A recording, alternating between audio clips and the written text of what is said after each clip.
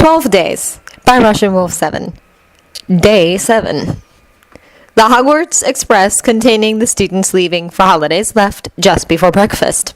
Harry was woken up at 5 by Seamus, who still hadn't packed. The rest of his room woke up as well, Ron throwing his pillow at Seamus before casting a silencing charm on his bed and going back to sleep. Dean and Neville had to wake up to get ready for the train, and Harry found he was too nervous to get back to sleep. Today was the potions book. The quill had been the first real gift, but the book was the first absolutely, irrevocably Malfoy gift. Aside from coming off as way too interested and invested in the project, there was also the worry that he'd already have it, or find it far below his skill level, or get creeped out because of the level of interest and investment. So Harry stayed in bed and chatted with his friends, and when they left, he stared at his curtains. When he couldn't wait any longer, he woke up Ron, despite his protests, that it was the first day of vacation and should be allowed to sleep in. When Harry reminded him of the gift he'd gotten Malfoy, Ron perked up a bit, at least enough to get out of bed and get dressed. They met up with Hermione in the common room and went down to the Great Hall together. Harry was frantically running through the list of those staying aside from them.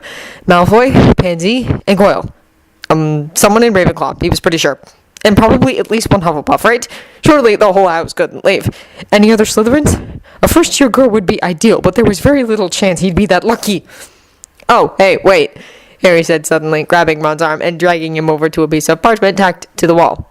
I've been looking for one of these everywhere. A list of who's staying? Hermione asked. There was one posted in the common room. When I woke up very early, Harry said, and I'm really nervous. Okay, 2 Ravenclaws. I don't know either of them. Any idea what year they are? That's Michael Corner's little sister, Hermione said. She's a 3rd year. I don't know the boy. No Hufflepuffs, Harry said dejectedly. None? Really? Whatever, fine. Saying Merlin, a girl from Slytherin, I don't know. Maybe he'll assume it's her, or that Ravenclaw boy. What do you assume? It's a boy? Probably not. Then I guess I'm safe. And it could always be someone who isn't here, right? They could have been dragged home by family, or, Harry, calm down, Hermione said, looking a bit alarmed. I understand you're nervous, but you have to breathe.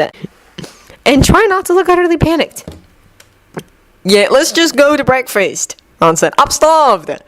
Harry spent the rest of the walk trying to arrange his face into some semblance of, I'm tired and hungry and I don't care who's staying here because my friends are. He thought he succeeded. Mostly. There was one table, like there always was during the holidays, and the 3 of them sat on the end where they'd have some privacy. The Ravenclaws, it seemed like they were dating as much as 13-year-olds dated, were in the middle, and the lone girl who, and Harry literally could not believe how lucky he was, must be the Slytherin, and yes, she was young. And now Harry realized what the point of having her around was, because he'd still promised Ron he'd tell Malfoy on Christmas. Anyway, he'd get a few days of peace, since Malfoy would no doubt think it was a girl. But that only gave him until next Thursday, and then his life would end. Malfoy, Pansy, and Goyle walked in a few minutes later. When Malfoy saw the girl was probably a Slytherin, he winced and muttered something about not sitting near her. Pansy smirked at this, and Harry was very interested in the dynamics of the situation and once again had no way of finding out. Did he think the gifts were from her? That'd mean he didn't want them to be. That was good. What other reason could he have for not wanting to sit with her?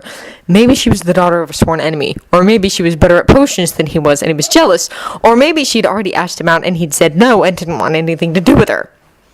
Harry focused on his waffles. Malfoy, Crabbe, and Goyle sat a few seats down, and Harry wanted to die. Conversation, guys, he whispered, elbowing Hermione and stepping on Ron's foot. We should start that potion. Have you heard about the Chudley? Ron and Hermione both stopped, and Harry closed his eyes. This was not in any way, shape, or form a good plan. Chudley cannons? Harry asked. Yeah, Ron said. They're getting a new seeker next season. Is this good or bad news? Not sure yet, Ron replied. It, depends on how tryouts go.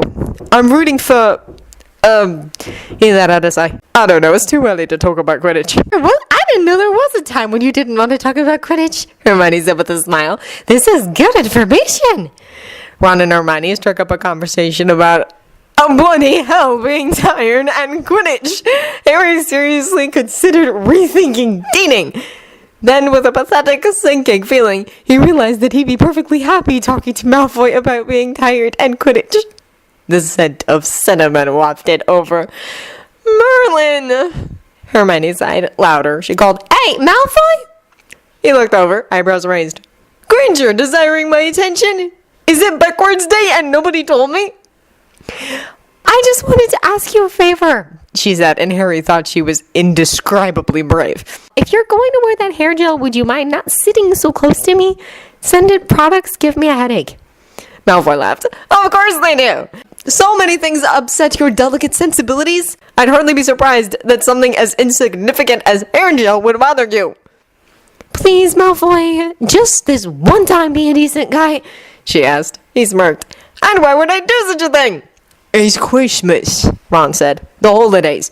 That gel, that was one of your stupid gifts, wasn't it? Embrace the Christmas spirit of whoever is stupid enough to send you gifts. Malfoy's face rearranged into something approaching civility. Perhaps another time, he said. I have no desire to sit with doe-eyed Ravenclaws or that... He winced. All you need to know is that not all Slytherins are friends, nor do I wish to sit with the staff. Your company, as ill-advised and unpleasant as it may be, is the lesser of 4 evils. Harry would be rubbing this conversation in Ron's face as soon as they were alone, proof that Malfoy wasn't entirely purely a brat. Mostly. It really does give me a migraine, Hermione said. If it helps, I had to throw out a scented candle Ron got me. Malfoy raised his eyebrows again. You got a scented candle as well? He smirked. I knew it was a Gryffindor. Only someone from your oh-so-noble house would be brash enough to pull a stunt like this. Candles are a pretty generic gift, Harry said. Or do you still think it's Ginny or Neville? He snorted. I've moved on from such idiotic notions. No way Longbottom would have the courage. I suppose it could still be the Weasleyettes, but the notion is too disturbing to consider. Bullshit, Ron said automatically. Back to the point. Christmas spirit. Malfoy ignored Ron. Consider the feelings of my secret admirer. What if she stayed for the break? I wouldn't want her to think I don't appreciate the gift. Harry was less pleased by the conversation. If Malfoy was so fixated on a girl, if it didn't even cross his mind, that had to say something, right? Would he be so incredibly, completely straight it wouldn't ever occur to him it might be a boy? Not encouraging.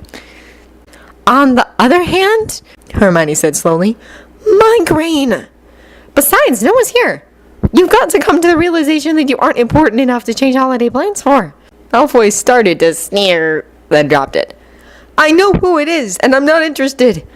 But she's the daughter of a very important person, and my father is making me be nice to her. But just for you, out of the generosity of my heart, I will arrive to lunch early and seat myself as far away from you as humanly possible. That girl? Ron asked, nodding towards the end of the table. Don't! Malfoy said. Don't! Malfoy said, teeth gritted. How do you know? Harry asked casually. She fawns! Malfoy said, crinkling his nose. It's pathetic and creepy. She's 12! And how do you know this? Harry asked, somewhere between excited and irritated. Did your daddy tell you? This time the sneer was not interrupted. No, he did not. He's just guessing, Pansy said, shooting him a glare. He doesn't want to admit that he's an idiot and can't figure it out on his own. Shut up, Malfoy snapped. It's not that, it's... Boast, Ron interrupted. They fell into silence as they watched the owls flew in. 2 were carrying packages. Harry had to bite his tongue to keep from cursing. Apparently the school owl considered this gathering small enough that it could deliver the gift along with the rest of the mail. Harry had been hoping to sneak out before post arrived, regardless of seeing Malfoy's expression. They were sitting far too close, and they were having a sort of civil conversation. He didn't trust himself not to say something or do something, or just burst into flames on the spot. Malfoy glanced towards the end of the table, looking pained. He shifted on his chair, so he was actually facing away from the girl, whom Harry was starting to feel bad for. Not as bad as he felt for himself, but still. Stop looking! He snapped. She's leeching all the fun out of this! Free gifts should be fun! Something to take advantage of! This isn't fair! Only you would complain about a secret admirer, Harry said. And you! Malfoy shot back. You're overrun with fangirls! Now shut up and let me get as much enjoyment out of this as I can! Harry found it very difficult to look at Hermione, who was on his left, and Malfoy, who was on his right, at the same time. He had to look at Hermione. He didn't have a choice. Not only would looking at Malfoy be suspicious, but so would not watching Hermione. She finished unwrapping first anyway, and oohed and awed over the set of teas he'd gotten at Madame Puttyfoot's. Harry was exceedingly glad this was not one of the days they had coordinated presents, however accidentally. And thinking over the rest of his gifts, Harry realized he was safe. No more similar gifts. What the? Harry glanced over at Malfoy, who was staring at the book with an expression he didn't get at all. What's wrong now? He asked, aiming for Put-upon. Not to your liking. This book has been out of print for over a century, Malfoy said, carefully flipping through the pages. How on earth did you find this? Harry had to force himself to keep his expression neutral. He had no idea about any of this. He'd found the book in the back of a second-hand bookshop and thought it looked suitably dark and mysterious. He knew it was about potions, and that was it. Had he stumbled across something impressive by mistake? No, maybe she just didn't know, Ron supplied unhelpfully. Not everyone is as obsessed with potions as you. She'd know, Malfoy said, and his face fell. How am I supposed to ignore her now? This must have cost a fortune! Harry took a sip of orange juice innocently. It had been a few sickles. He'd spent a while worrying over whether or not it was good enough. Apparently unnecessarily. Since when do you care about other people's feelings? Pansy asked distastefully. Even friends of your father's. It's not like you even talk to the green grasses, and they're way more influential than her dad. Malfoy looked pained. She's 12! I repeat the question, Pansy said. Could it be you're not entirely evil after all? Ron asked, dubiously. Shove off! Malfoy muttered. Then abruptly he closed the book and put it in his bag. There is no way I'm getting food on that! He shifted uncomfortably. Is she looking at me? Pansy glanced over his shoulder. No. He let out a sigh of relief and sat normally. Locked in a dorm with her for 2 weeks. Locked in the manor with my father for 2 weeks. Hell either way. Draco, for the 1000th time, it's not her, Pansy groaned, sounding bored. She's talked to you, what, once this year? That's the point, Malfoy said, rolling his eyes. She's too shy to say anything. Or alternatively, she doesn't care, Pansy said, and Harry found himself sort of not exactly not hating her. Whatever. Keep up your delusions. Just don't be surprised if whoever it is isn't her. I'm not coming out of my room on Christmas, Malfoy said resolutely. I'm staying in bed all day, charming my curtains closed and repelling any and all gifts. Pansy snorted. Such a liar. You never turn down a gift. Okay, fine, but I'm still not getting out of bed. She rolled her eyes. As long as you get your post, and as long as you show it to me, do whatever you want. True to his word, Malfoy and his cronies sat as far away as possible from Harry and his friends at both lunch and dinner. Harry refrained from bringing up breakfast the whole day, and Ron and Hermione were waiting for him to open up, which was sweet. He knew they wanted to talk about it, probably not as much as he did, but still a lot. Harry was putting it off on the small chance they would sit together again and have even more to discuss, but it seemed Malfoy really was being decent and respecting Hermione's wishes. Which was the very first thing Harry brought up when they reached the common room after dinner. Plus, he added, he's trying not to hurt that girl's feelings. Harry, these are basic common courtesies, Ron said, collapsing on the couch. They mean he sometimes isn't a complete git. They don't mean he's got a hidden, super secret, sweet, kind, loving side. For all you know, he's only being nice to her so his father won't get upset, Hermione said. Yeah, but he's ignoring the green grasses, Harry protested. I don't actually know who any of these people are, and I'm still really loath to agree with Pansy. But if they're even more important than that girl, and he doesn't have a problem snubbing them, then he clearly doesn't care about what his dad thinks.